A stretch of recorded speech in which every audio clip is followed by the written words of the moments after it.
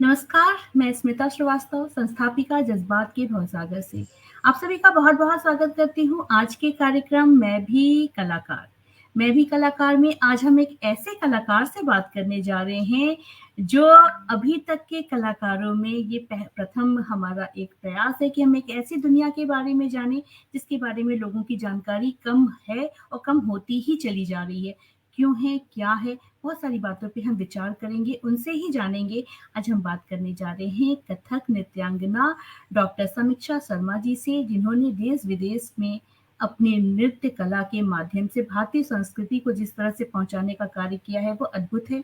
8 साल की उम्र से ही उन्होंने इस क्षेत्र में कदम रखा और एमए पॉलिटिकल साइंस में करने के बाद national institute of Kathak dance Delhi में एडमिशन लिया, वहाँ पे शिक्षा पाई और आज वर्तमान में वहाँ पे गुरु बन कर के शिक्षा दे रही हैं। अब तक के उनके सफ़र में कैसा रहा, क्या उतार-चढ़ाव आए और जीवन के किस पड़ाव पे अभी वो हैं। चलिए बहुत सारी बातों पे ज़िक्र करेंगे, चर्चा करेंगे, उनसे बातचीत करेंगे और अब हम स्वागत करते हैं डॉक्टर समीक्षा शर्मा जी का। नमस्कार मैम, बहुत-बहुत स्वागत है। आप म्यूट पे हैं, प्लीज़। हाँ, बहुत-बहुत स्वागत है आपका। नमस्ते, धन्यवाद। बहुत सारे दर्शक बहुत देर से इंतज़ार कर रहे थे कि कब ये कार्यक्रम शुरू हो और हम आपसे बातचीत कर सकें। तो समीक्षा जी, आपसे तो हालाँकि बहुत सारी सी बात करनी है, लेकिन चूँकि आप कथक जो भारतीय परंपरा, भारतीय शैली की पहचान है, उत्तर भारतीय शैली की पहचान है, बल्कि ये कहें आप उसमें अपना जीवन पूरा समर्पण है आपका। तो हम वहीं से शुरू करना चाहेंगे कि कथक क्या है आपकी नज़र में और ऐसे? क्या बताना चाहेंगी? अ, कथक अगर हम फॉर्मली बात करते हैं, कथक की कोई परिभाषा है, तो कथक तो शास्त्रीय नृत्य है, उत्तर भारत का बहुत प्रमुख शास्त्रीय नृत्य कहना चाहिए, एकमात्र शास्त्रीय नृत्य है, जो पूरे आधे भारत का प्रतिनिधित्व करता है। लेकिन अगर मेरी दृष्टि में आप बात करें, तो मुझे लगता है कथक संपूर्ण है। मतलब ऐसा कोई विषय नहीं है जो हमें कथक में ना देखने को मिले। जब हमारे पास कोई छोटा बच्चा सीखने आता है तो हम उसको यही बोलते हैं कि आप कथक सिखा दीजिए, वो योग स्वतः सीख जाएगा। संस्कृत के कुछ जो श्लोक है वो खुद सीख जाएंगे। गणित जोड़ना घटाना वो खुद आ जाएगा। साहित्य से परिचय हो जाएगा। हाँ, फिजिकल हाँ। कैसे अपने आप को अलर्ट रखना है, एक्टिव रखना है। और आजकल बड़ा पर्सनालिटी डेवलपमेंट का बहुत कोर्स चले हुए हैं, आपको भी पता होगा कि छोटे बच्चों को पेरेंट्स बिल्कुल पागल है करवाने के लिए इस तरह के कोर्सेज। तो अगर ऐसा कुछ करना चाहते हैं तो भी कथक बहुत ज्यादा हेल्पफुल है। तो कथक मेरी दृष्टि में हो सकता है संपूर्ण है। एक हाँ, ऐसा विषय है कि अगर आप उसे सीखते हैं, उसे आत्मसात करते हैं, तो ताउम्र आपके साथ साथ चलता है। आप उसका साथ देते हैं तो वो आपका साथ देता है। बिल्कुल सही बात है और आपने तो क मुझे ल आपके बारे में जब पढ़ने का मौका मिला, तो देखा मैंने आपने 8 साल की उम्र से ही इस क्षेत्र में कदम रखा, तो कैसे किस तरह से हुआ कि मुझे कथक सीखना है? क्योंकि 8 साल का बच्चा बहुत छोटा है होता है ये सब सोचने के लिए भी। तो कैसे रहा? कौन रहा इंस्पिरेशन कौन थे आपके? हाँ, मैं बिल्कुल बताना चाहूंगी कि मेरी माता जी को बहुत शौक था। वो खुद थिएटर करती थी और अच्छी आर्टिस्ट थी, गाती भी थी। और घर के पास ही एक म्यूजिक स्कूल था, कॉलेज था, वहां पर कथक और गाने की क्लासेस होती थी, क्लासिकल की। तो हम आते जाते देखते थे कि कुछ ना कुछ तो चल रहा है, तो झांक झांक के देखते थे कि क्या हो रहा है यहाँ पे। तो वहीं से एक इंटरेस्ट डेवलप होना शुरू हुआ। और पता नहीं चला कि कब मम्मी ने वहां पे एडमिशन करवाया और हमने वहां पे रेगुलर अपना सीखना शुरू कर दिया। और उसके बाद जैसा कि होता है आमतौर पे, बच्चे थोड़े दिन तो सीखते हैं, उसके बाद इंटरेस्ट खत्म हो जाता है, तो वैसा भी कुछ हुआ। फिर उसके बाद दोबारा शुरू किया। थोड़े बड़े हो हुँ। गए, शायद 10th में थी तब, फिर दोबारा शुरू किया। फिर उसके बाद तो कभी छूट नहीं सका। हाँ, हाँ, क्या बात है। और सही बात है ना कि एक बार बस अपना वाला स्पार्क मिल जाए, अपना वाला गोल मिल जाए ना, तो लगता है कि बस अब इससे सुंदर, इससे सार्थक जीवन कुछ नहीं हो सकता। तो निश्चित रूप से उसमें गुरुओं का बहुत बड़ा योगदान होता है, जो हमारे जीवन में गुरु आते हैं शिक्षा के लिए, वो हमारे जीवन में सर्वप्रथम उनका स्थान आता है। तो मैं आपके गुरु लोगों के बारे में भी जानना चाहूँगी कि किस तरह की शिक्षा-दीक्षा आपके गुरु और कौन आपके दिल के बहुत करीब हैं? मैं बहुत ही अपने गुरुजनों का सम्मान करती हूँ, हमेशा उनका स्मरण करती हूँ। तो मेरी प्रथम जो गुरु थी, जो मैंने बताया घर के पास ही जो संगीत विद्यालय था, उनका नाम था ये श्रीमती ग्वालियर में, मृदुस्वरा ये कहाँ, भागवत जी। अपने शहर के बारे में भी आप हाँ, थोड़ा-सा ग्वालियर ज़रूर। में ही, बिल्कुल ग्वालियर में ही। मैं पूरा मेरा मतलब कहना चाहिए कॉलेज तक का जो पढ़ाई हुआ है एमए तक का, वो ग्वालियर में ही हुआ। तो वो हुँ, मृदुस्वरा भागवत जी से मैंने नृत्य सीखा और वो मेरी प्रथम गुरु थी। उसके बाद ग्वालियर में ही बहुत प्रमुख गुरुओं में उनकी गिनती होती थी, गुरु श्री पुरुषोत्तम नायक जी। उनसे मैंने सीखा और उसके बाद समझ आया कि जब नहीं इसी क्षेत्र में कुछ अपने जीवन को ले जाना है और कुछ आगे रास्ता यहीं से होकर जाएगा, तब फिर मैंने दिल्ली कथक में एडमिशन लिया और यहाँ पर मैं बहुत ही अपने आप को सौभाग्यशाली समझती हूँ कि गुरु श्री पंडित राजेंद्र रंगानी जी से मुझे सीखने का आह! अवसर मिला। ये बहुत बड़ी बात है और हम लोग बातों का सिलसिला आगे भी जारी रखेंगे और बहुत सारे दर्शक हमारे साथ यहाँ पे जुड़े हुए हैं। मैं कुछ लोगों का नाम यहाँ पे अवश्य आपके सामने रखना चाहूँगी कि शशि भूषण संज्ञा जी हैं, प्रियंका सिंह जी हैं, अभय त्रिपाठी जी हैं, शुक्ला देव जी हैं, राजकुमार सेवक जी हैं। अभय त्रिपाठी जी कह रहे हैं बहुत सुंदर, बहुत स्वागत कर रहे हैं आपका। प्रमोद श्रीवास्तव जी हैं, स्वागत कर रहे हैं आपका और कहते हैं कि शास्त्रीय भारतीय शास्त्रीय नृत्य में कथक नृत्य कला बहुत ही लोकप्रिय है। हाँ, निश्चित रूप से और मुझे लगता है लोकप्रिय भी से भी ज़्यादा है कि मैं कहूँ ये हमारी पहचान है, हमारी एकमात्र जिस तरह से आपने बताया कि एकमात्र शास्त्रीय नृत्य है हमारा, हमारे उत्तर भारत का। तो ये हमारी पहचान है और मुझे एक बात की तकलीफ हमेशा रहती है कि शायद लोग इससे थोड़ा-सा कट रहे हैं। बॉलीवुड हावी होता है, जब भी हम लोग कहीं अगर फ़ेसबुक पे भी कोई क्लिपिंग देखते हैं, किसी डांस का देखते हैं, तो किसी फ़िल्मी गाने पे ही बच्चा कोई डांस कर रहा होता है या जितने भी शोज़ आते हैं आपके टैलेंट हंट वाले या डांस वाले भी ना, उसमें अधिकतर कंटेम्परेरी और इस तरह की ही डांस की ही बात हो रही होती है। हम लोग क्लासिकल पे कम जाते हैं, लेकिन ये बेस है। तो बहुत सारी और भी बातें हैं लेकिन उसके पहले मैं चाहूँगी कि आपकी एक छोटी-छोटी सी क्लिपिंग्स है मेरे पास में मेरे दर्शक वो भी देखते रहें और क्योंकि इस समय हम आपके नृत्य को उन तक कैसे पहुँचाएँ, ये एक माध्यम है। तो एक छोटे से क्लिपिंग के साथ शुरू करते हैं, फिर हम लोग आगे बातचीत करते हैं। जी।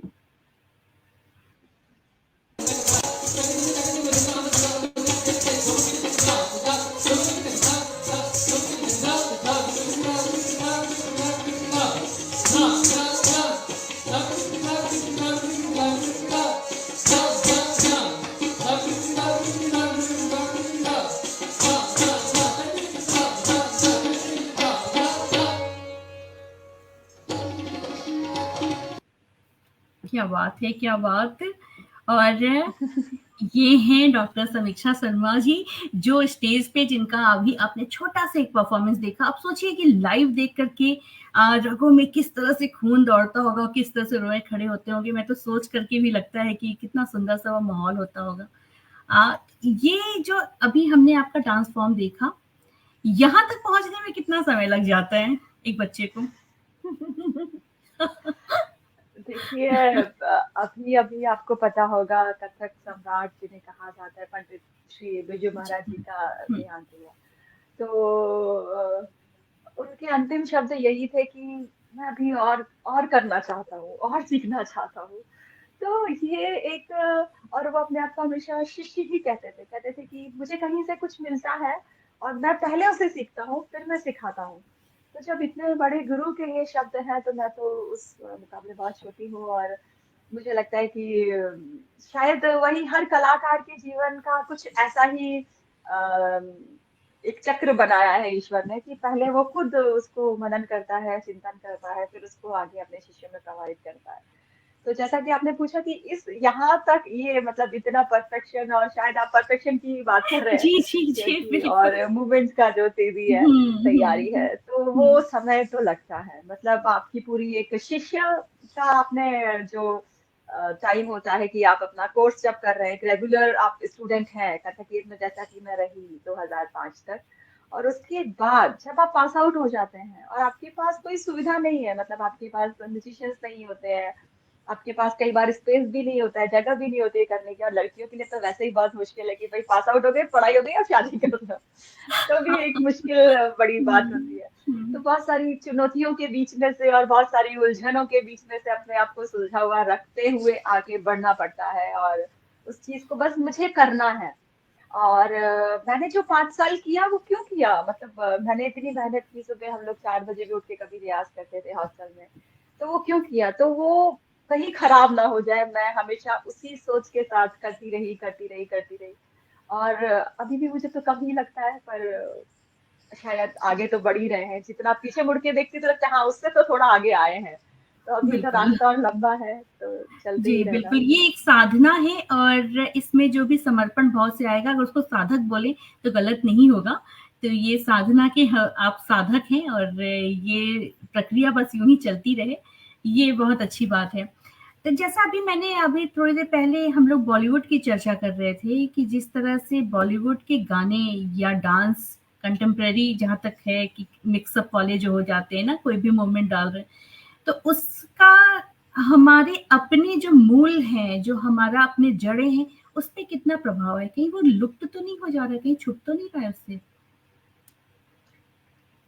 बॉलीवुड देखा जाए तो कहीं ना कहीं हमारे क्लासिकल से ही वो इंस्पायर्ड होता है, कहीं ना कहीं किसी राग का, किसी ताल का, कुछ ना कुछ तो इन्फ्लुएंस होता ही होता है। लेकिन बस बॉलीवुड की एक चीज जो है, मुझे लगती है, और कई सारे गुरुजनों से मैंने सुनी भी है ये बात, हुँ, वो संगीत मृत हो जाता है। मृत मतलब क्या, आप एक गाना सुनिए, कितना भी अच्छा हो, वो कितना भी अच्छा हो, आप उसको ज्यादा दिन नहीं सुन सकते। कितना भी आपके को भा गया हो पहली बार सुनने में, पर वो बार बार वही रिकॉर्ड बजेगा, वही सेम म्यूजिक बजेगा, वही सेम म्यूजिक बजेगा, क्योंकि वो रिकॉर्डेड है ना। वो जीवन तो जब था, जब स्टूडियो में रिकॉर्ड हुआ, उसके बाद तो वो रिकॉर्डिंग हो गया, वो मृत हो गया एक तरह से। हुँ, तो सबसे बड़ा उसका ड्रॉबैक यही लगता है मुझे, कि उसमें जीवंतता समाप्त है। और जीवन, भले ही वो गाना वही है, सस्वर वही है, पर वो खत्म हो गया, वो हुआ और वो गया। लेकिन जब भी आप कोई क्लासिकल शास्त्रीय म्यूजिक सुनते हैं, रिकॉर्ड की मैं बात नहीं करी, रिकॉर्डेड क्लासिकल म्यूजिक में भी होता है, पर क्लासिकल म्यूजिक की अभी भी खासियत यही बनी हुई है कि भाई प्रोग्राम आप लाइव देखिए जाके, तब आपको उसकी वाइब्रेशन, उसकी एक ऊर्जा महसूस होती है।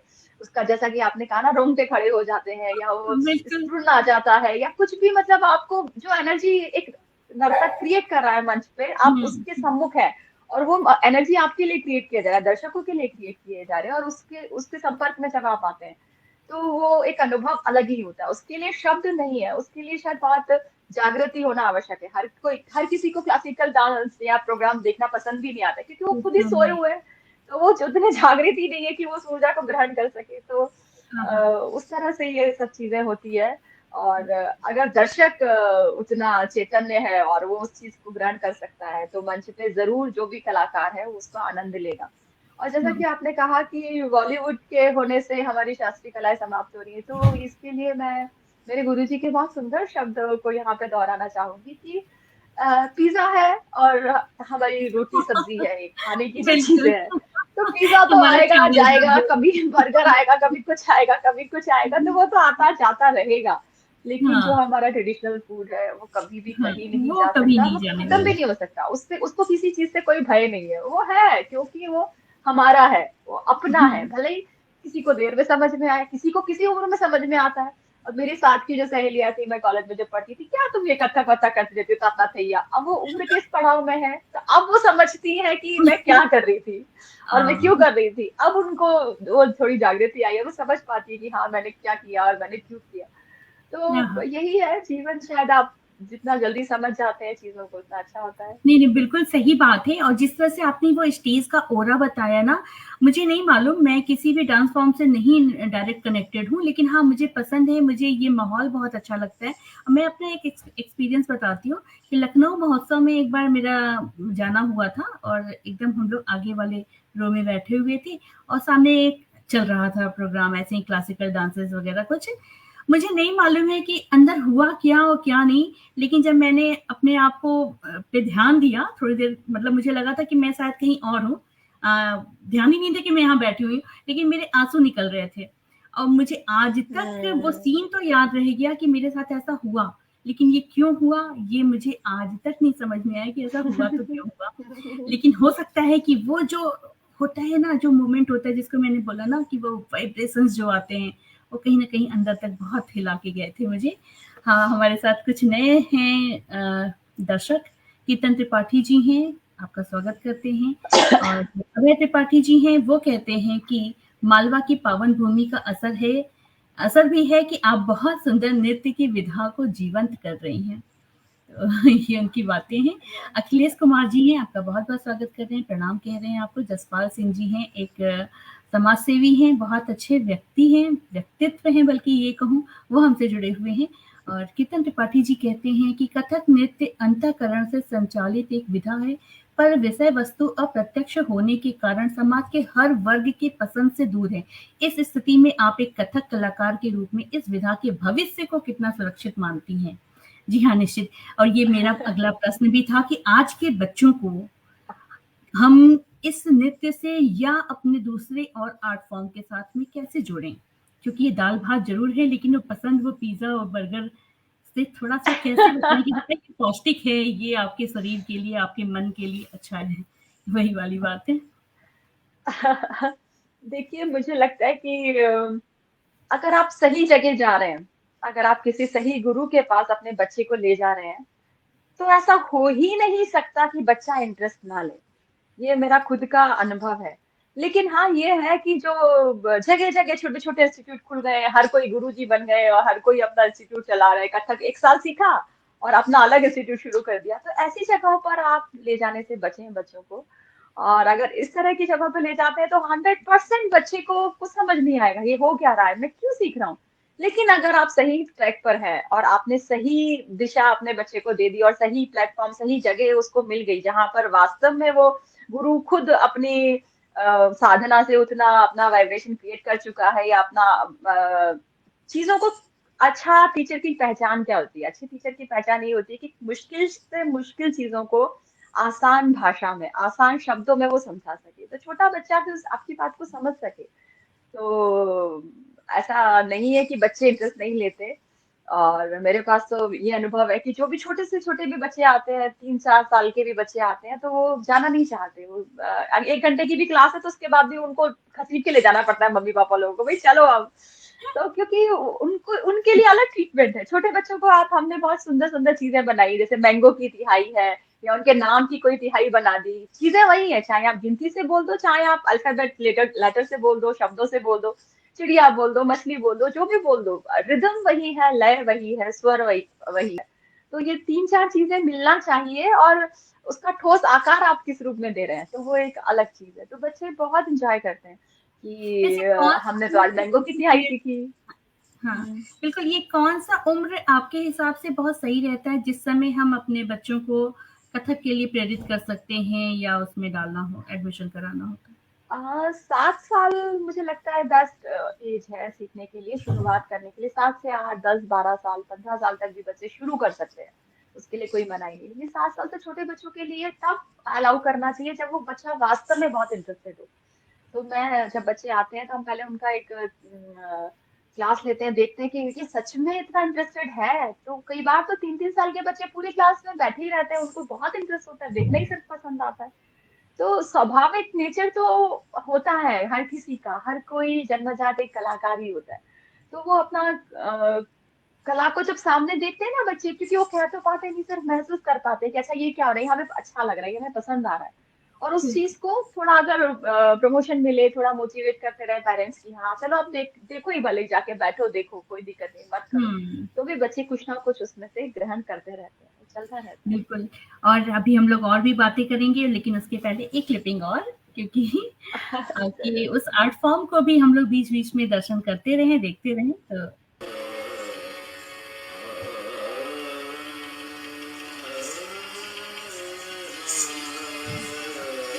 क्या हो गया?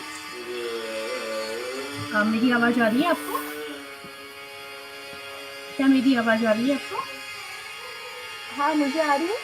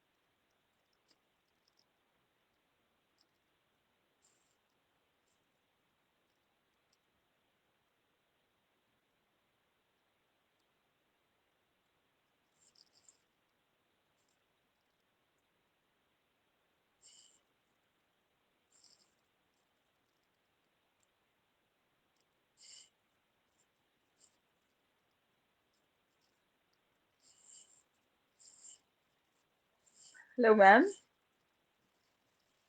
हेलो।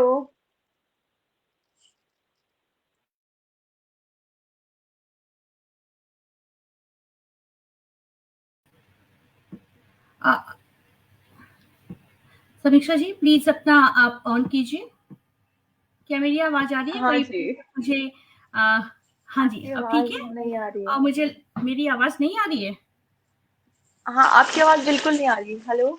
आ, कोई कृपया आप लोग में से कोई भी मुझे एक कमेंट करके बताए, क्योंकि हल्का सा फ्लक्चुएशन हुआ और यहाँ पे कुछ प्रॉब्लम हो गई। तो अब मेरी आवाज आ रही है? हाँ, आपकी लोगों को आवाज मेरी बिल्कुल आवाज आ क्लियर रही नहीं है? आ रही। समीक्षा जी आप मैं लोगों को दोबारा मेरी ज्वाइन आवाज करूँ? आप हाँ, आप दोबारा से ज्वाइन कीजिए। ओके, मैं हाँ दोबारा। जी, हाँ जी, हाँ जी।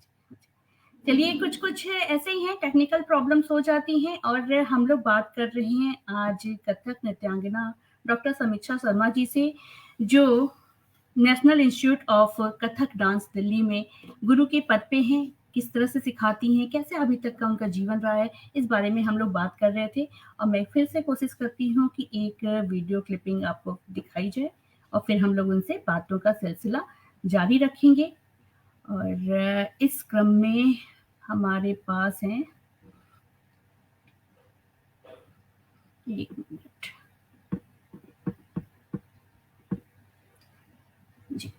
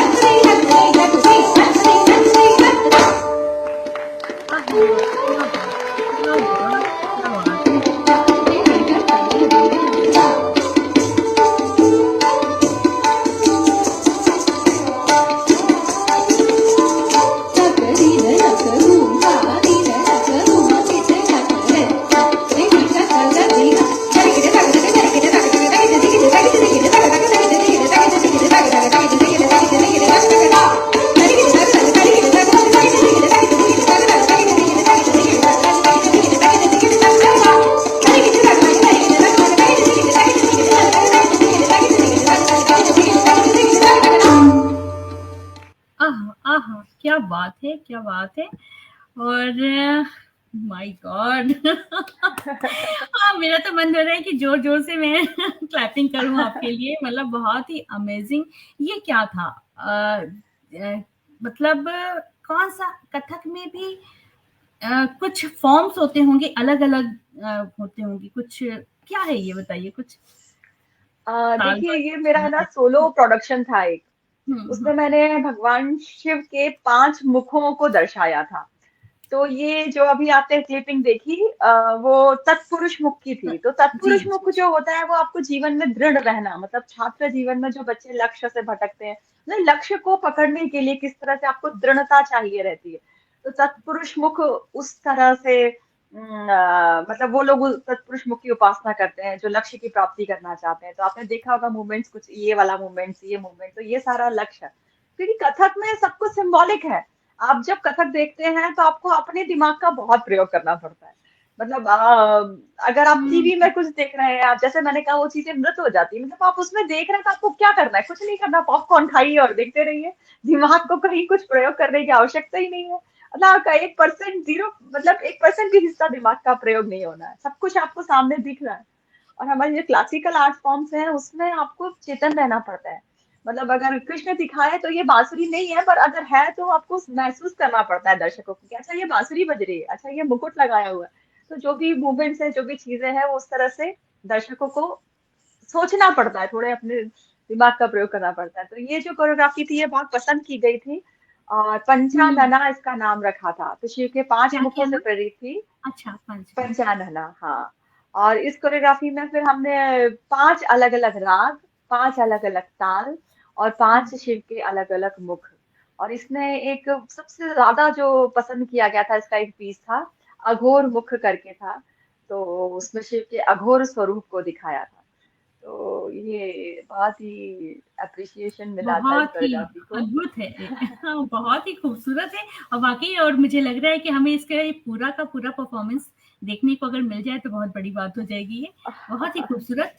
अ, आगे मैं आपके जब पीएचडी के विषय के बारे में पढ़ रही थी, उसने भी मुझे बहुत ज़्यादा आकर्षित किया। आपके विषय की बात करूँ अगर तो अपने है कि भारत की शास्त्रीय कथक नृत्य शैली एवं उज़्बेक नृत्य शैली का तुलनात्मक अध्ययन। तो क्या हाँ, उज़्बेक नृत्य शैली भी कथक की तरह ही है, अलग है, क्या है? देखिए उज़्बेक डांस जो है वो एक तो हमारा एशियन कंट्री में ही आता है, उज़्बेकिस्तान भी। मैं उज़्बेकिस्तान गई थी आईसीसीआर से, 4 साल के लिए मैं वहां थी, टीचर कम परफॉर्मर की एक पोस्ट होती है। तो वहां हुँ, पर जब मैंने कथक सिखाया और मैंने देखा कि ये जो उज़्बेक डांस है ये लोग कर रहे हैं, ये भी कहीं ना कहीं कथक से बहुत ज्यादा मिलता जुलता है। वो लोग भी घेरदार लहंगा पहनते हैं, और उन लोग का भी जैसे हमारे पहले के टाइम में कथक में वो सिर पे टोपी जो लगाते थे, तो वो लोग भी टोपी लगाते हैं। और मूवमेंट्स कुछ कुछ जो हाथों का रखाव होता है वो सब कुछ बहुत मिलता जुलता था। तो मुझे लगा कि कहीं ना कहीं इन दोनों डांस का कुछ कनेक्शन होना चाहिए। तो फिर जब पूछा वहां पर तो पता चला जो बाबर आया था वो वहीं हुँ, से आया था, हाँ, उज़्बेकिस्तान से ही आया था। तो अपने साथ कुछ नक्काशियाँ लेकर आया था, बाबर नामे में इस बात का ज़िक्र मिलता है। और अकबर के समय में कुछ म्यूजिशियंस ने मथुरा जाकर कथक सिखाया। तो और उन्होंने कथक कहाँ से सीखा, अकबर के दरबार में जो लोग थे। तो उस तरह से कुछ-कुछ चीज़ें रिसर्च में सामने आई। और माया राव जी ने भी अपनी बुक में इस चीज़ का ज़िक्र किया है कि उज़्बेक डांस कथक से इंस्पायर्ड नहीं है, कथक उज़्बेक डांस से इंस्पायर्ड है। तो हमारे पास जो कथक का पुराना फॉर्म मिलता है, वो मिलता है मंदिरों में होता था कथक। लेकिन ये सब चीजें कथक में कहाँ से आई, इतने सारे चक्कर, इतना सारा हुँ, फुटवर्क वगैरह, तो ये कहते हैं मध्यकाल में ही सब कुछ डेवलप हुआ। तो जरूर कहीं ना कहीं उज़्बेकिस्तान और का डांस, उज़्बेक डांस और कथक का कनेक्शन था। और मैंने हुँ, अपने रिसर्च में इन चीजों को खोजा, उस पर प्रकाश भी डाला किस तरह से दोनों के हस्तक बहुत सिमिलर है। क्योंकि डांस तो सभी डांस होते हैं, लेकिन फिर भी हर डांस का अपना एक सूक्ष्म कहते हैं स्टाइल होता है, एक नृत्य को जीने का, नृत्य को बरतने का एक स्टाइल। भरतनाट्यम अलग है, ओडिसी अलग है, इसी तरह से हर देश का डांस अलग है, लेकिन उज़्बेक और कथक ही इतना समान क्यों है। तो इस बात पर मैंने प्रकाश डाला अपनी किताब में। तो बहुत उज़्बेक की एक बहुत अच्छी नृत्यांगना है आसेल, उनके साथ फोटोज खींचकर अपना स्टडी और रिसर्च वर्क पूरा किया। तो बहुत सारे मूवमेंट सिमिलर थे। वो कैसे भाव कैसे करते हैं, सॉफ्ट, जैसे कथक का भाव भी बहुत सॉफ्ट होता है, नेचुरल होता है, स्वाभाविक नृत्य है। ऐसे उज़्बेक डांस भी बहुत स्वाभाविक है। कलाइयों का काम कथक में बहुत होता है, ये कि आप ये कलाई इस तरह से घूम रही है, तो वो भी उज़्बेक डांस में भी वैसे ही होता है। तो ये सारी चीजें सिमिलर थी, और कॉस्ट्यूम पहनना, टोपी लगाना, वो बहुत कुछ मिलता जुलता था। सिमिलर है। और हाँ, तो इसीलिए कहते हैं ये ना मेरा रिसर्च का विषय था। हाँ, हाँ कथक जो है एकदम नजाकत वाला नृत्य है, जिसमें नजाकत भरे होते हैं पूरी तरह से। चेहरे के हाँ। एक्सप्रेशन के साथ में हाथों का जो मूवमेंट होता है वो अद्भुत है। अ, अच्छा, ये देखिए एक प्रश्न है डीएन झा जी का। वो कहते हैं क्या कथक ऑनलाइन सीखा जा सकता है? वो पूछना चाहते हैं। बिल्कुल सीखा जा सकता है। कोरोना ने हमें ऑनलाइन जीना सिखा दिया, तो कथक तो हम सीख ही सकते हैं। हाँ, तो बिल्कुल सीख सकते हैं, पर ऑनलाइन में भी ये ना हो कि प्री रिकॉर्डिंग में आप सीख रहे हैं। जैसे अभी मैं और आप बात कर रहे हैं, तो शायद आपको महसूस नहीं हो रहा कि हम ऑनलाइन बात कर रहे हैं। हमें थोड़ा सा अनईजी हाँ, हो रहा है, क्योंकि हम उस पीढ़ी के हैं। आजकल के बच्चों को तो वो भी अनईजीनेस नहीं होती। उनको तो ऑनलाइन मतलब कोई फर्क ही नहीं है, चाहे आप सामने बैठे हो, चाहे आप ऑनलाइन बैठे हो। तो ये तो बस सिर्फ सोच की बात है। लेकिन हाँ, अगर आप प्री रिकॉर्डेड क्लासेस नहीं ले रहे हैं, आप किसी व्यक्ति से सामने के सामने सीख रहे हैं ऑनलाइन में भी, तो आप बिल्कुल सीख सकते हैं ऑनलाइन कथक। और मैं ले रही हूँ ऑनलाइन क्लासेस। अभी कथक केंद्र बंद था लॉकडाउन में, तो पूरा टाइम हमारी ऑनलाइन क्लासेस होती थी। तो हमारे कुछ स्टूडेंट तो ये कह रहे थे कि ऑनलाइन में ज्यादा अच्छा लग रहा है, क्योंकि कहीं अच्छा। जाना नहीं पड़ रहा, कहीं आना नहीं पड़ रहा, घर बैठे बैठे वो सब सीखे जा रहे हैं। तो चीजें तो हुई है, रुका कुछ भी नहीं है। नहीं, सही बात है, और जीवन चलने का नाम है, रुकने का नहीं है बिल्कुल। और इस वक़्त ने हमें बहुत सारे रास्ते निकाल के दिखाए और हमने बनाए हैं वो रास्ते। और ठीक जी। है, जो सामने बैठ कर के बात करने का या सीखने का जो एक माहौल होता है, जो दिल को छूता है, वो तो ऑनलाइन नहीं जगह, लेकिन ठीक है। मतलब बंद नहीं होना चाहिए। सरिता पांडे जी हैं, बहुत अच्छी जानकारी कह रही हैं और धन्यवाद दे रही हैं आपको। कीर्तन त्रिपाठी जी कहते हैं कि देवलोक में गंधर्वों द्वारा विकसित यह नृत्य कला पृथ्वी लोक में तब तक लोकप्रिय थी जब तक इंसान कला का सम्मान निस्वार्थ करता था, लेकिन माया के वशीभूत आधुनिकता के चमक दमक में यह ओझल होती, यह विधा कैसे स्थापित रख पाएंगे लोगों के बीच अपने आप को। ये इनका जो निस्वार्थ शब्द है, तो मैं तो ये हाँ। कहूंगी कि आज भी जो कलाकार बनता है, वो हम्म। निस्वार्थी बनता है। मतलब कलाकार बनना, आप निस्वार्थी हैं, आप बिल्कुल स्वार्थी नहीं है उसमें। हाँ, लेकिन आप कुछ ऐसे स्वार्थ के पीछे पागल हैं, या आपका जुनून कुछ इस तरह के स्वार्थ के पीछे है जो आपकी चेतना से जुड़ा हुआ है। तो जो जितना जागृत होना चाहता है, जो स्वयं से जुड़ना चाहता है, और उसको स्वार्थ नहीं कहेंगे शायद, मुझे लगता है वो एक खोज है। तो जो खोजी है और स्वार्थी बिल्कुल नहीं है, वही कलाकार हाँ, हो सकता है। नहीं एक्चुअली क्या है ना कि वाक़ई इतना कॉमर्शियलाइज़ हो चुका है लोगों का, या अगर स्टेज शो है तो हाँ मतलब कला से ज़्यादा कहेंगे कि अगर सच में धन ने अपना कब्ज़ा जमा लिया है, हर जगह होता हाँ है कि इतना तय, तो वो सब चीज़ें आकर के कहीं न कहीं बहुत लोगों को दूर भी कर रही हैं। ऐसा हाँ, नहीं ऐसा ही लेकिन उनका कुछ कहना। हाँ, नहीं दूर तो कर सकती है, मतलब अगर किसी को समझ नहीं है तो ही वो दूर होगा, मुझे ऐसा लगता है। क्योंकि आप देख लीजिए, जिम भरे पड़े हैं। अभी अपने घर के पास ही देख रही थी, एक जिम खुला है, और 3 दिन के अंदर उनकी सीटें फुल हो गई। तो क्यों है जिम जिम क्यों जाते हैं लोग? अपने आप को फिट रखना चाहते हैं ना।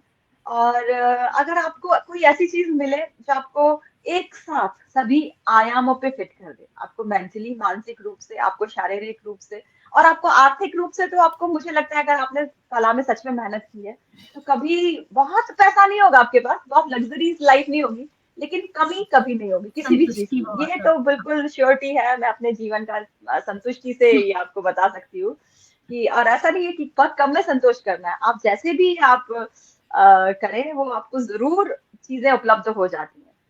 तो हुँ। ये सारी चीजें, आर्ट, अगर आप सच्चे कलाकार हैं तो आपके साथ खुद ब खुद आती जाती है सामने। हाँ, निश्चित रूप से, और सरिता पांडे जी कह भी रही हैं कि नृत्य और ज्ञान एक गूढ़ साधना है, और वाक़ई इसीलिए तो इस साधना में लगे हुए लोग साधक कहलाते हैं। डीएन झा जी जानना चाहते हैं कि आपकी क्लास से कैसे जुड़ सकते हैं? उसका डिटेल आप वैसे बताइएगा। लोग आपसे जुड़ना चाहेंगे क्योंकि आपने ऑनलाइन का बता दिया है, तो लोग आपसे बिल्कुल क्लास लेना चाहेंगे। मैं आपसे ये जानना चाहूँगी कि जिस इंस्टीट्यूट में आपने सीखा, स्टूडेंट बन कर के, हाँ। हाँ, वहाँ पे गुरुओं से सामना होता, आज वहाँ पे गुरु बन के कैसा लगता है? हाँ, ये तो मेरे लिए बहुत ही सौभाग्य का विषय रहा कि हुँ, जहाँ से मैं पढ़कर निकली और वहीं पर मुझे सिखाने का मौका मिला। अभी मैं गेस्ट फैकल्टी की तरह वहाँ काम कर रही हूँ। तो ये बहुत ही मेरे लिए सौभाग्य का विषय था कि जहाँ हम सभी को गुरुजी कह के प्रणाम करते थे, वहाँ पे छोटे-छोटे यंग बच्चे हमें आके पैर छूते हैं और बोलते हैं गुरुजी। तो जैसे ही हमारे कथक केंद्र आप एंट्री करेंगे तो वहाँ पे नटराज की बहुत बड़ी प्रतिमा है। तो मैं जाते ही बस वहां पे चरण छू के सबसे पहले सुबह सुबह मेरी प्रार्थना यही होती है कि मुझे जो जैसी मैं आई थी ना पहले दिन कथक केंद्र में स्टूडेंट बन के, मुझे हमेशा एक स्टूडेंट ही बना कर रखिएगा, एक अच्छा शिष्य ही बना के रखिएगा। कभी भी मेरे मन में ये भाव ना आने पाए कि मैं गुरु बन गई हूँ या ये, क्योंकि अगर आप अच्छे शिष्य हैं तो ही आप वास्तव में अच्छे गुरु बन सकते हैं, मुझे ऐसा लगता है। सीखना जब तक चल रहा है तब तक ही सिखाना चल रहा है।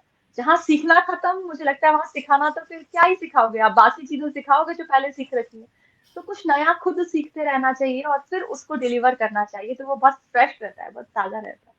और मुझे जी, बहुत ही अच्छा लगता है युवा बच्चों के बीच में और उनकी छोटी छोटी समस्याएं, छोटे छोटे समाधान। आजकल तो हुँ, बहुत अलग अलग तरह की बच्चों की समस्याएं, भाषा को लेकर बहुत समस्याएं, मतलब हिंदी के छोटे छोटे शब्द प्रस्तुत, आगमन, मतलब ये सब शब्द भी उन लोग को नहीं पता है। तो मुझे बहुत अच्छा लगता है क्योंकि वहां पर मैं सिद्धांत की कक्षाएं भी लेती हूँ, थ्योरी भी पढ़ाती हूँ। तो मुझे बहुत अच्छा लगता है बच्चों की हेल्प करना और उन्हें मोटिवेट करना कि वो आगे बढ़े। और मैं सबसे वहां पे छोटी गुरु हूँ, तो मुझसे बच्चे तो बहुत जल्दी कनेक्ट होते हैं और तुरंत अपनी कोई भी समस्या है कभी भी फोन कर देंगे कि हाँ गुरुजी बताइए। तो मैं हमेशा तैयार रहती हूँ उनके लिए कि जरूर उनकी जैसे भी हो सकूं उनकी सहायता करूँ, उन्हें आगे बढ़ने के लिए प्रोत्साहित करूँ। बिल्कुल। और आपके इंस्टीट्यूट में लड़के ज़्यादा हैं या लड़कियाँ? ये भी मैं जानना चाहूँगी क्योंकि डांस फॉर्म से लड़कियाँ ज़्यादा जुड़ती हैं, तो ऐसा सच में है या फिर लड़के भी होते हैं वहाँ? नहीं, कथक केंद्र में लड़के भी होते हैं और बहुत प्रोफेशनल लड़के निकलते हैं, इंटरनेशनली उसका स्टूडेंट्स हैं। और रशिया से और बहुत जगह से आते हैं बच्चे, कोरिया से, बहुत जगह से वहाँ पे इंटरनेशनल स्टूडेंट्स भी आते हैं आईसीसीआर के थ्रू। और इंडिया में तो हर जगह से, मतलब मेरे पास ही गुजरात से, उज्जैन से, बहुत जगह से बच्चे हैं। साउथ से है एक लड़का, तो बंगाल से हैं कुछ बच्चे, बिहार से हैं, तो पंजाब से हैं, तो बहुत तरह जगह जगह से बच्चे आते हैं और लड़के भी आते हैं। क्योंकि वो एक ऐसी जगह है कि कथक के लिए जो पूरी दुनिया में एक ही कथक केंद्र है, नेशनल इंस्टीट्यूट। और वहां से अगर आपने एजुकेशन अपनी कर ली तो ये मतलब इस बात की पूरी गारंटी है कि अगर आपने थोड़ी मेहनत की है वहां जाकर तो आप एक अच्छे परफेक्ट कथक डांसर बनकर ही वहां से निकलेंगे। तो बहुत अच्छी बात है ये। तो दोनों भई है। जिनके अपने बेटे हैं, बेटियाँ नहीं हैं तो वो भी निराश ना होएँ, अपने लड़कों को भी आप सिखा सकते हैं। कीर्तन त्रिपाठी जी ये कहते हैं कि कथक को केवल आत्म-सुख के लिए ही सीखना चाहिए या इस विधा के कलाकार अपनी जीविका भी इस पर पूर्ण आधारित होकर सुचारू रूप से चला सकते हैं। मतलब वो ये बोल रहे हैं कि अपने प्रोफ़ेशन के रूप में क्या इसको चुना जा सकता है?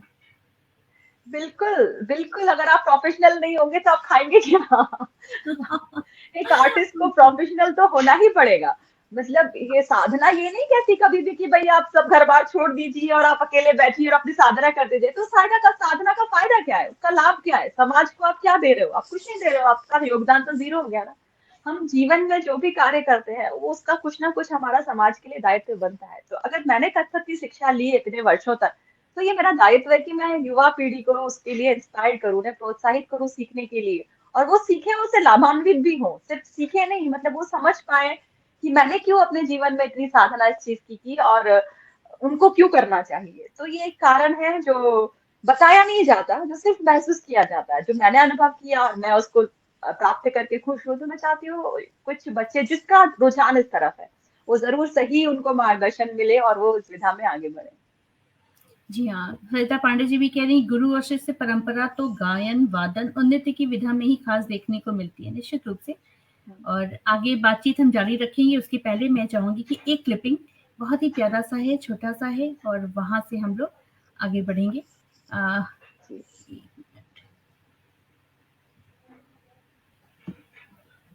ये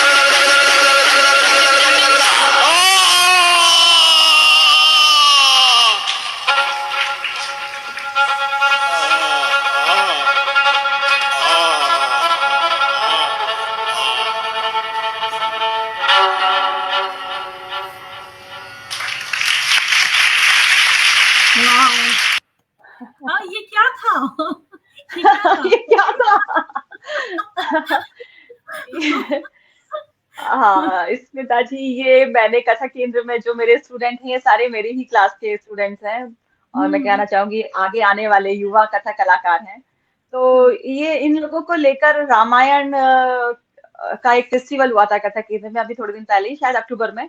तब रावण करके एक डांस कोरियोग्राफी मैंने की थी। तो ये रावण के 10 सिर थे, तो वो सिर्फ हुँ, पूरी रामायण से रिलेटेड कुछ करना था। तो अधिकतर सभी लोग रामायण का वही स्टोरी करते हैं, तो मेरे मन में आइडिया आया कि नहीं, कुछ डिफरेंट करना चाहिए कथक में भी। मतलब परंपरा को में रहते हुए भी आप बहुत सारे नए प्रयोग कर सकते हैं। हमारी शास्त्रीय कलाएं हमें वो स्वतंत्रता देती हैं।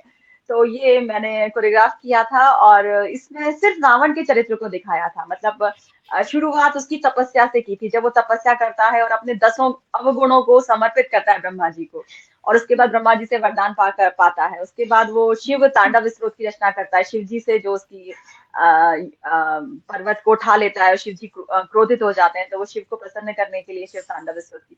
तो ऐसे, और फिर सीता हरण, और उसके बाद अंत में युद्ध। और ये उसके मरने का सीन था, जब आपने देखा होगा कि तीर उसको लगा और वो पूरा चित्त हो हाँ, गया। शाहरुख खान ने चित्त होके जो गिरा है, चीख निकली है उसकी। तो ये उसके बिल्कुल अंतिम दृश्य था उस कोरियोग्राफी का। और ये बहुत पसंद किया गया, सभी जगह क्रिटिक्स ने, आलोचकों ने, सभी ने बहुत पसंद किया कि कथक की सीमाओं में रहकर कुछ नया हाँ। प्रयोग हुआ। तो ये बहुत ही मैं खूबसूरत और अपने छोटे से सीन में गुरुजनों को। मतलब बहुत प्रभाव है भई। और हम लोग एक और देखना चाहेंगे, मैं चाहूँगी कि हम लोग उसके बाद में बात करते हैं, कुछ क्लिपिंग्स हैं। अ, अ,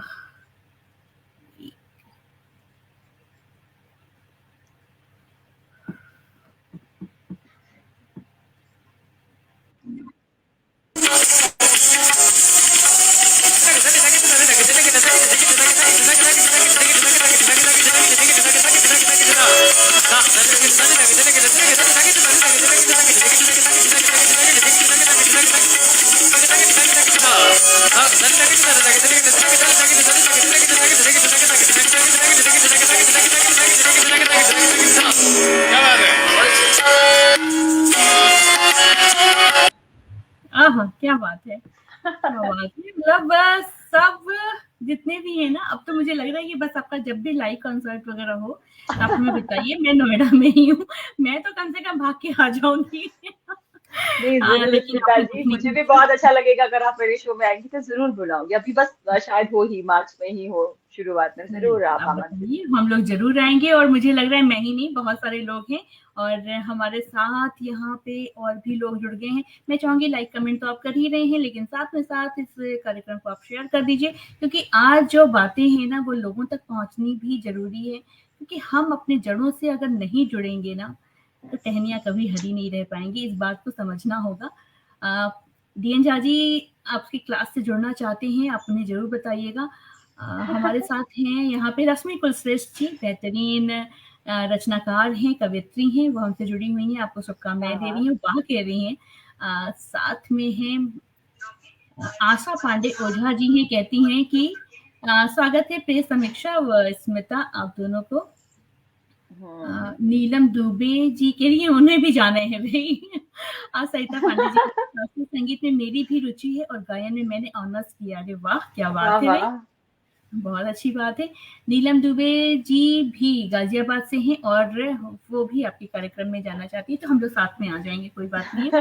ये जो आपने फुटवर्क अभी हमने देखा, तो मतलब मुझे लगता है कितना मुश्किल होता होगा ना इस तरह से इतना सिंक्रोनाइज़ होना, इतना डिसिप्लिन बहुत बड़ी बात होती होगी इसमें। क्या रहता है इतना थाप के साथ में? ये कहाँ का हाँ, बस परफॉर्मेंस है? जैसा कि आपने कहा डिसिप्लिन, तो मुझे लगता है कलाकार बनने के लिए पहली चीज तो डिसिप्लिन ही होती है। मतलब हुँ। आपको रोज रोज रोज रोज वही चीजें दोहराते जाना है। मतलब मुझे इतने साल हो गए, मैं वही ताती थी रोज सुबह उठ के दोहराती हूँ। तो वो कि क्या आप दोहराव, वो हमें दोहराव सुना उसका। सकती हैं? वो आप हमें सुना सकती हैं? मैंने आपका एक वीडियो देखा था जिसमें आप अपने ताल को अपने उसको लयबद्ध आप सुना रही थी, वो भी बड़ा अद्भुत था। तो मैं चाहूँगी कि आप एक बार उसको ज़रूर बोलिए हमारे दर्शकों के हाँ लिए। बिल्कुल, ये जो तिहाई अभी आपने देखी पैरों से, मैं इसी को सुना सकती हूँ। धा दिन हुँ, दिन दा, हुँ। धा दिन दिन दा, धा दिन दिन दा, तिक दिन दिन दा, धा दिन दिन दा, धा दिन दिन दा, धा दिन दिन त्रा, तिक दिन दिन ता, दादी दागी ना, दादी दागी तिन दिन तारा, दादी दागी ना, दादी दागी तिन दिन ता, तिक तिक तिक तक तक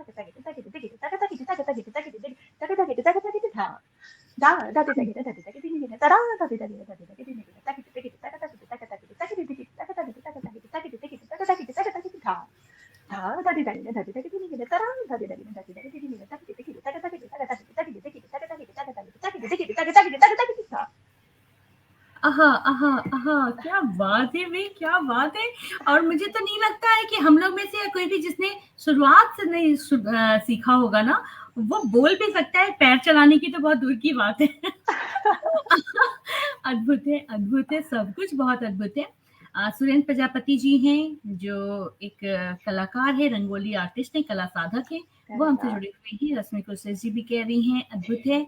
और आशा जी कहती हैं, आशा पांडे जी कहती हैं, आपको जरूर जाना, बहुत देर कर दी स्मिता समीक्षा के शो में आते हुए, ऐसा भी वो कह रही हैं। देर आए थैंक यू आशा दीदी। जब जब जो होना है तब तब सो होता है। हाँ, और क्या है, डीएन झा जी कह रहे हैं, आदरणीय स्मिता जी का मैं आभारी हूँ जो इतने अच्छे अच्छे कार्यक्रम आयोजित कराती हैं। बहुत बहुत धन्यवाद। बस आप लोगों का साथ है तो प्रेरित करता है कि कुछ अच्छा किया जाए, कुछ अच्छे लोगों से बात किया जाए, मिला जाए।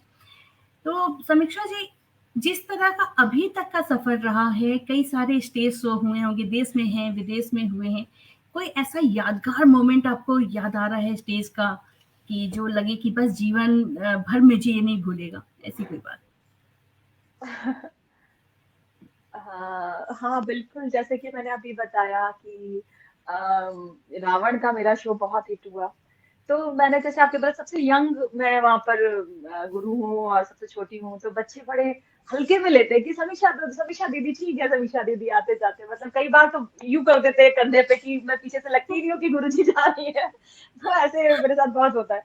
तो बहुत अच्छा भी लगता है, कई बार ऐसा भी लगता है अरे यार कुछ तो मतलब हम इतना कर रहे हैं। तो अभी जब रावण का शो हुआ, तो जैसे ही शो खत्म हुआ, तो मुझे याद है जो हॉल पूरा मतलब आवाजों से और तालियां कंटिन्यू बजे जा रही है। मैं उठकर जब तक स्टेज तक गई अपने फूलों को लेने, वो तालियां लगातार बजे जा रही है, बजे जा रही है, बजे जा रही है। तो मुझे लगा ये वही बच्चे हैं जो इतना मतलब ठीक है रिस्पेक्ट तो करते हैं पर फिर भी उतना हल्के में लेते हैं शायद। तो मुझे बहुत उस समय प्राउड फील हुआ और वो मोमेंट मतलब मैं भूल नहीं पाती हूँ। मुझे लगा कि वास्तव में मैंने मेहनत की और ये मेरा परिणाम है उस चीज का कि इतने बच्चों को मैं इंस्पायर कर सकी एक अच्छी चीज को और आगे अपने जीवन में ले जाने के लिए। तो वो मुझे बहुत यादगार क्षण था मेरे जीवन का। इनफैक्ट ये कोरियोग्राफी भी बहुत अच्छी हुई थी और सभी मेरे स्टूडेंट्स, और सबसे बड़ी बात कि मेरे पास जो स्टूडेंट है अभी, मैं 2-3 साल ही हुए ज्वाइन किया, तो first year second year third year तक के ही बच्चे हैं, बहुत सीनियर बच्चे मेरे पास नहीं है। लेकिन उन बच्चों ने भी बहुत मेहनत से इस काम को किया और वाकई वो क्षण मेरे लिए इतना अच्छा था कि सारे युवा ये कब हुआ कलाकार था? बैठे हुए हैं ये हॉल कब में। और कहाँ और हुआ था इसका परफॉर्मेंस, आप मुझे बताएंगे? ये कथक केंद्र में ही हुआ था, कथक केंद्र के सभागार में इसका परफॉर्मेंस हुआ था नई दिल्ली में।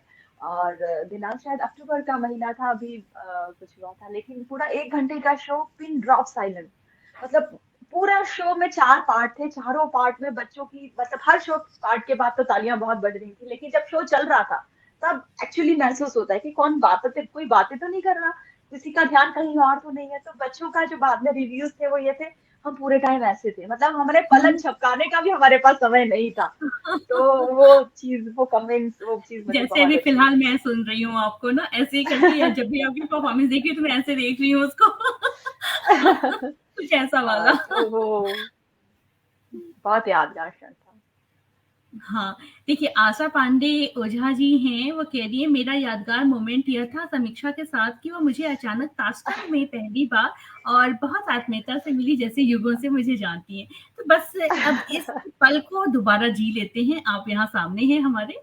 तो क्या था वो ताशकंद वाला माहौल, कैसे जाना हुआ वो था, क्या देखिए, था? आशा दीदी भी इस बात की गवाह है कि वहां पर कम से कम 10-12 लोग थे इनके ग्रुप में।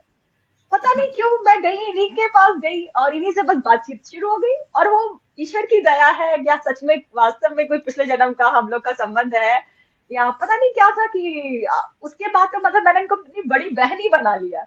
कोई भी समस्या हो सबसे पहले दीदी को फोन लगा देती, कुछ हाँ, भी वो है ना, दिक्कत है और क्या। जीवन में, कुछ भी खुशी है, कुछ भी गम है, सबसे पहले आशा दीदी को की याद आती है मुझे।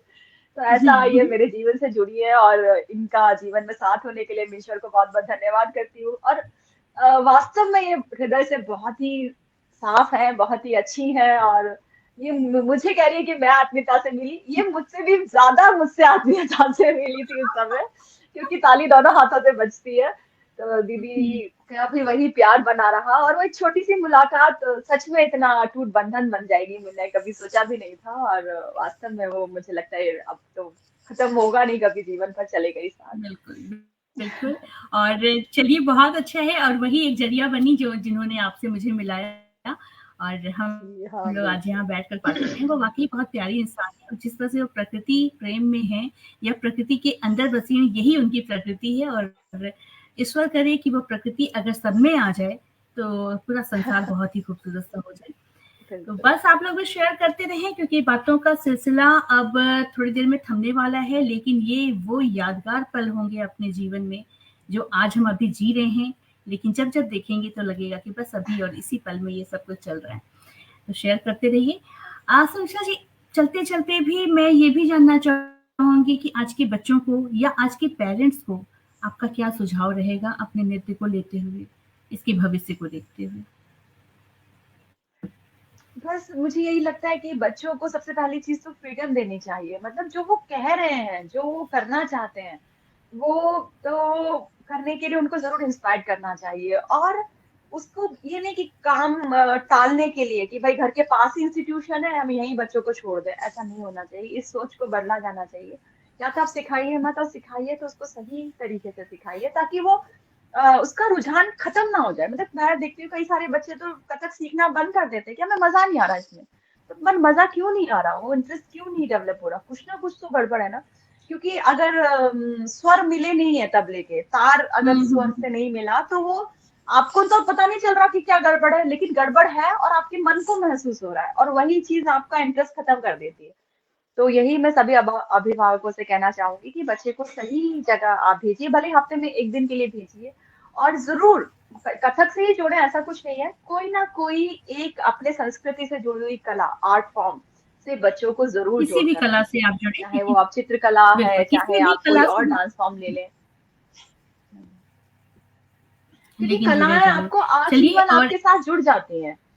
हाँ, हाँ जी हुँ, बताइए। हाँ आपकी एक और क्लिपिंग हम देखते हैं और फिर बातें भी करेंगे थोड़ी-सी और जी जी बिल्कुल।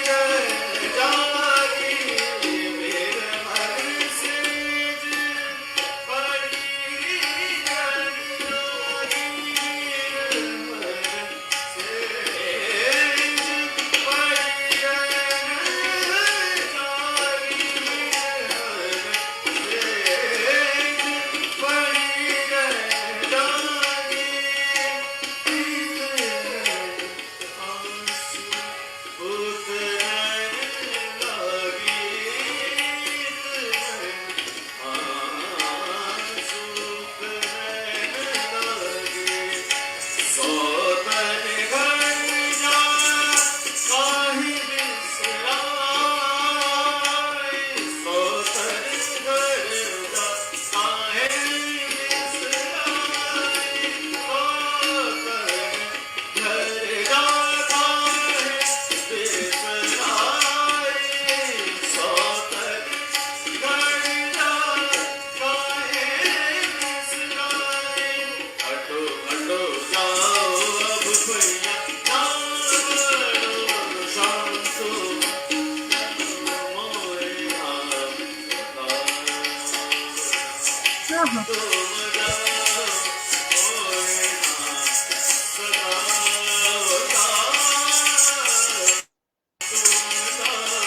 मोरे नाम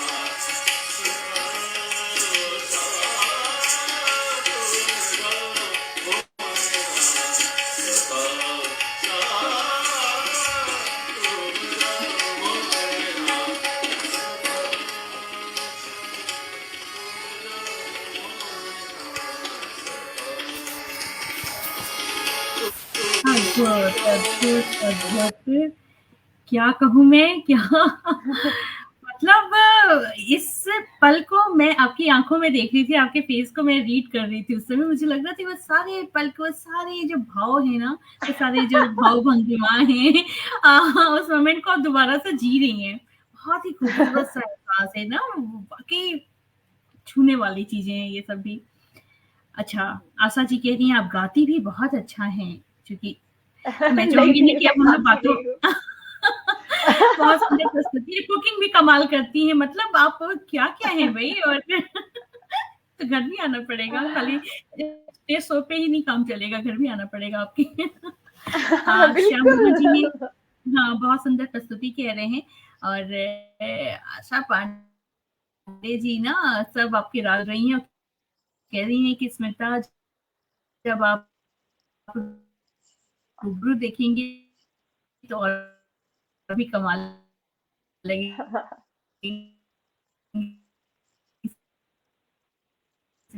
समीक्षा। मैं तो अभी से ही आपके मुँह पास में और उससे अब आ रही है? क्या हो क्या रहा है हाँ आज? ये सारी हाँ, अब प्रॉब्लम्स आवाज आ आज रही ही है। आनी हाँ, है। अब आई आई है। हाँ, हाँ, हाँ अब ठीक है। समय भी हो गया है, मैं चाहूँगी कि 2 लाइन आप ज़रूर से गुनगुना दीजिए और फिर कुछ कमेंट्स लेते हुए और हम लोग यहाँ से हाँ।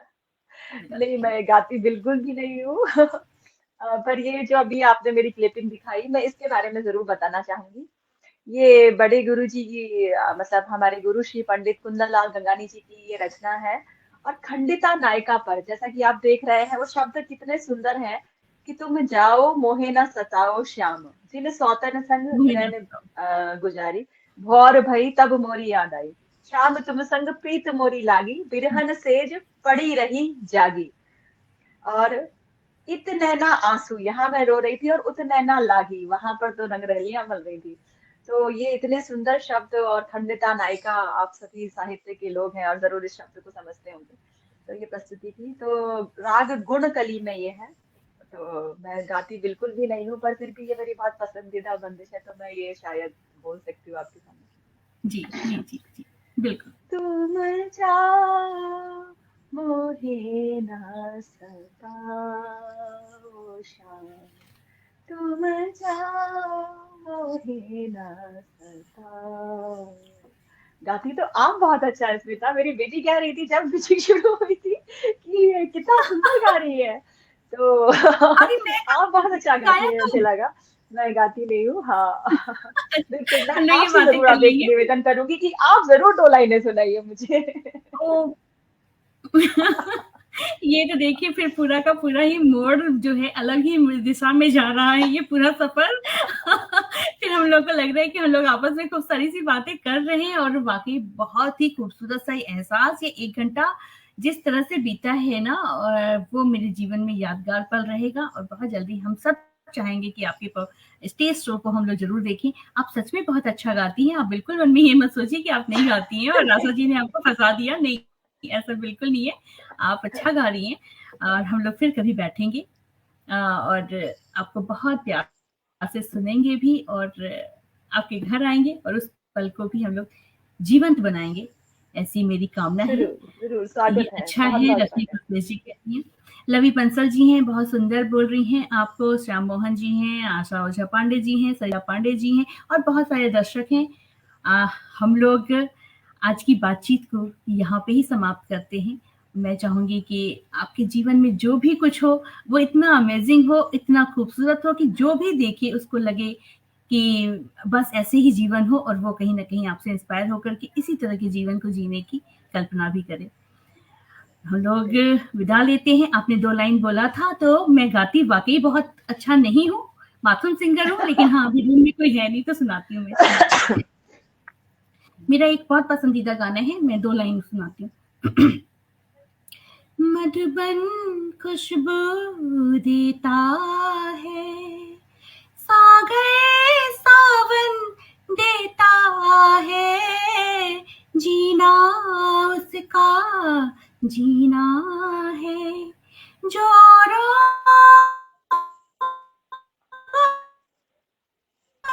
जीवन देता है, बन खुशबू देता है। तो बस क्या मधुबन की बात है। तरह हम खुशबू बिखेरते रहें, सभी के जीवन को महकाते रहें और दूसरों के साथ-साथ स्वयं के जीवन को भी श्रेष्ठ समझने और बनाने का प्रयास नित्य प्रतिदिन अच्छे लोगों के साथ करते रहें। यही मेरा काम है और मैं चाहती हूँ कि बस सभी लोग हमसे जुड़े रहें और हम इस पल को ऐसे ही जीते रहें। बहुत-बहुत धन्यवाद, बहुत-बहुत शुक्रिया सभी का कि आपने साथ निभाया और आपने शेयर भी अवश्य किया होगा और नहीं किया होगा तो अब से अवश्य करिएगा आपने। एक नाम नए हैं, पल्लव जी हैं, अभिनंदन कह रहे हैं और स्वागत भी कर रहे हैं, लेकिन हम लोग अब यहाँ विदा लेते हैं। रश्मि जी बहुत-बहुत शुक्रिया, आशा पांडे जी आपका भी बहुत-बहुत शुक्रिया, सभी को बहुत-बहुत धन्यवाद, बहुत-बहुत शुक्रिया आपने साथ निभाया। फिर बहुत जल्दी मिलते हैं, अपना भी ख्याल रखिए, अपनों का ख्याल रखिए और समीक्षा जी आपसे मिलकर के बहुत अच्छा लगा, बहुत अच्छा ये पल रहा। फिर मिलते जी हैं। जी, नमस्कार, बिल्कुल। जय हिंद, जय भारत। धन्यवाद, आपको बहुत बहुत शुभकामनाएं। रुकिएगा।